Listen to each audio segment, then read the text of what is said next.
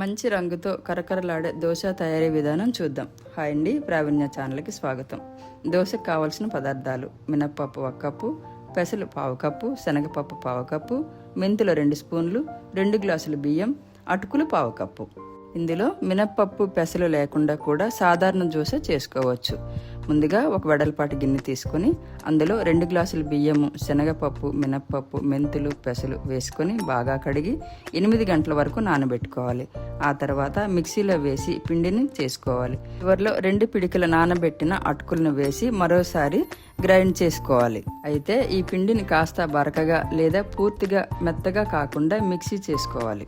ఇప్పుడు ఈ పిండి మిశ్రమాన్ని మొత్తాన్ని నిదానంగా కలిపి ఒక రాత్రంతా పులియ పెట్టుకోవాలి. ఇలా పులిసిన పిండిని వేరొక గిన్నెలో తీసుకొని రుచికి సరిపడా ఉప్పు వేసి కలుపుకోవాలి.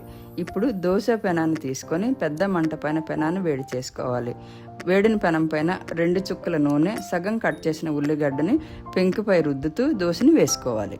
ఇలా చేయడం వలన మొదటి దోశ పెనానికి అంటుకోకుండా విరగకుండా చక్కగా వస్తుంది.